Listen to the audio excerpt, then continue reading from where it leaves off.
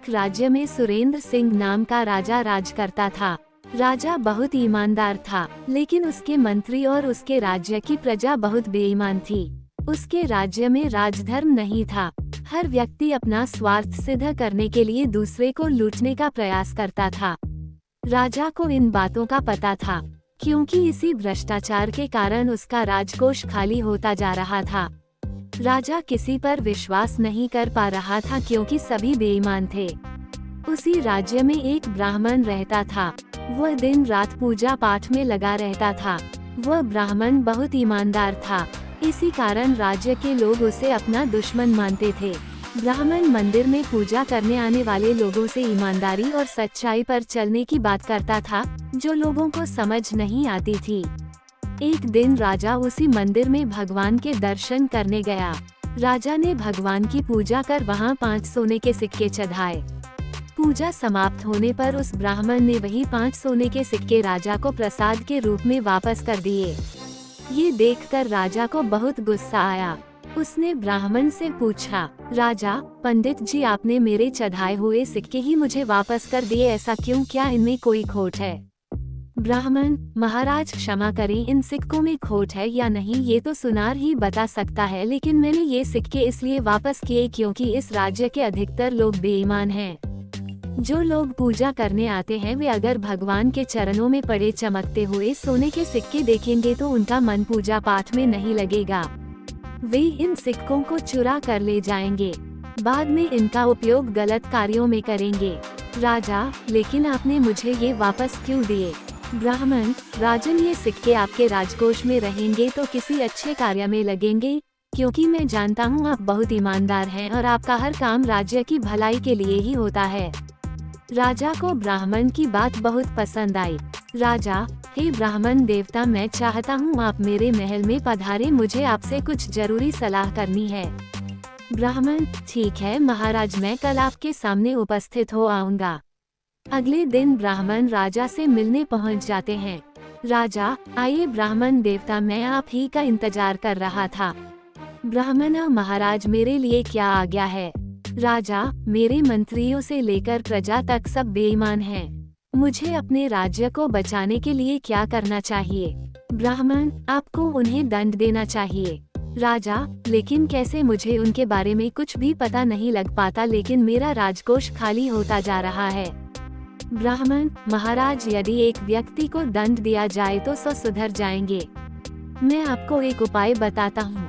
आपका जो मुकुट है ये सोने का है और इसमें कई हीरे भी जड़े हुए हैं। आप अपने मंत्री से कहिए कि आप एक नया सुंदर मुकुट बनवाना चाहते हैं, जिसमें इतने ही हीरे जड़े हों, लेकिन मुकुट शुद्ध सोने का होना चाहिए।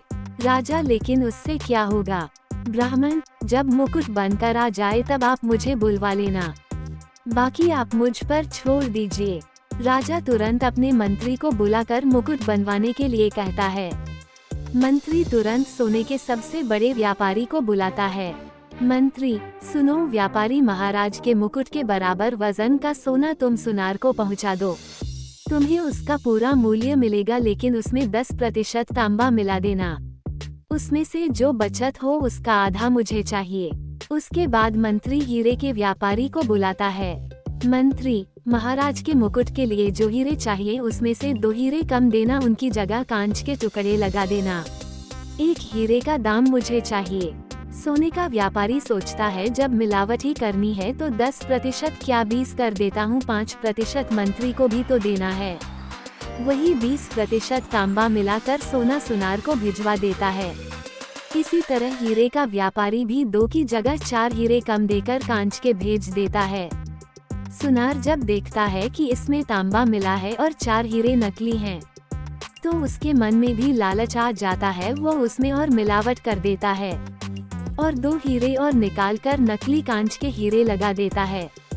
उसके बाद वो उस सोने और हीरों को अपने कारीगर को बनाने के लिए देता है। कारीगर देखता है, इसमें तो केवल 40% सोना है, बाकी तो तांबा है। वो उस सोने को अपने पास रख लेता है और सोने की जगह तांबे का मुकुट बनाकर उस पर सोने का पानी चढ़ा देता है। साथ ही सारे हीरे निकालकर कांच के नकली हीरे लगा देता है। तय समय पर महाराज के सामने मुकुट पहुंच जाता है। मुकुट बहुत सुंदर बना था। राजा बहुत खुश होता है। वह तुरंत ब्राह्मण को बुलवाता है। ब्राह्मण अपने साथ दूसरे राज्य का एक सुनार लेकर पहुंच जाते हैं। राजा, पंडित जी, मेरा मुकुट तैयार है, अब क्या करना है? ब्राह्मण, राजा, इस मुकुट बनाने की प्रक्रिया में जिसने भाग लिया उन्हें बुलवाइए। राजा के आदेश पर सभी आ जाते हैं। उसके बाद ब्राह्मण अपने साथ लाए सुनार को मुकुट देते हैं।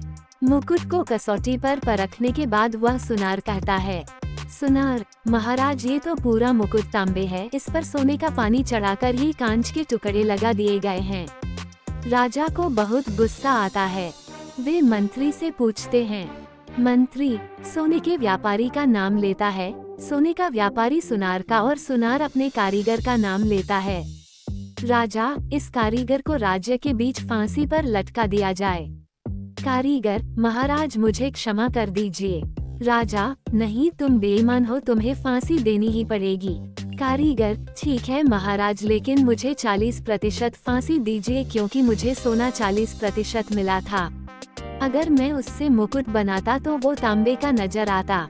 इस तरह कारीगर सुनार की, सुनार सोने के व्यापारी की, सोने का व्यापारी हीरे के व्यापारी की, और दोनों मिलकर मंत्री की पोल खेल देते हैं। राजा, इन सबको कल सुबह राज्य के बीच में फांसी दे दी जाए।